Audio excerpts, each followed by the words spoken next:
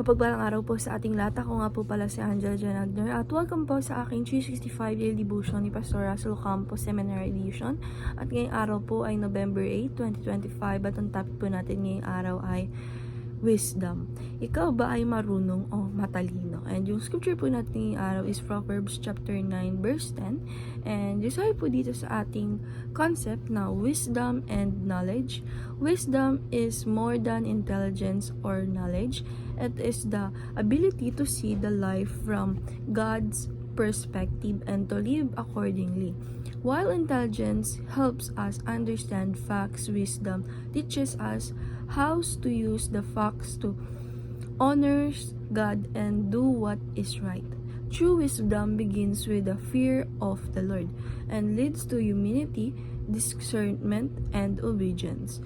It is not merely about being smart but about walking rightly before God is in every decision and season of life.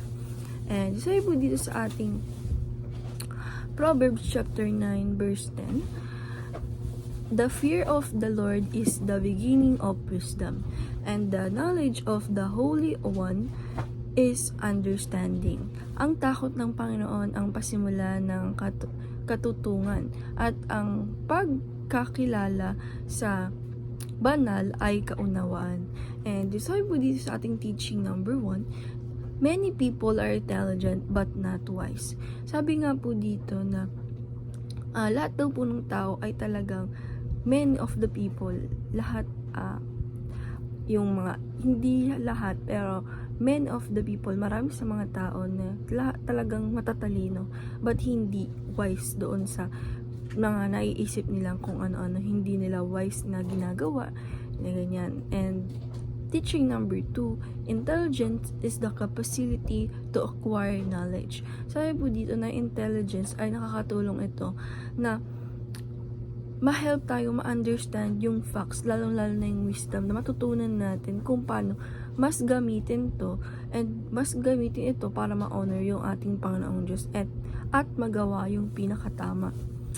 And teaching number 3, wisdom is applying knowledge in God's way.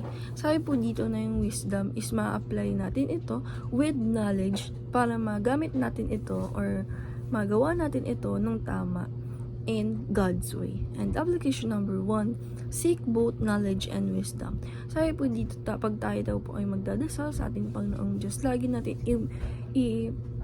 ipag-pray na dapat bigyan tayo hindi lang ng wisdom, kundi pati na rin yung knowledge, pati yung wisdom. And application number 2, submit your will under God's will. Sabi po dito, na-apply po natin sa sarili natin o sa life natin, na alam naman po natin na kapag sinabi natin lahat ng bagay sa ating Panginoong Diyos, is ito ay lahat na matutupad. Kaya po mas maganda na isubmit natin yung will natin sa ating Panginoong Diyos. And application number 3, simplify life by always choosing what is right. Sabi po dito na apply natin sa sarili natin or sa life natin, na lagi natin bigyan ng simple yung ating sarili ng life, na maging kontento tayo sa kung ano meron tayo by always and choosing the right. Ayan, na papakita sa atin ng ating Santong Espiritu. And di lang po ngayong araw. Maraming salamat. God bless. Always choose the both knowledge and wisdom.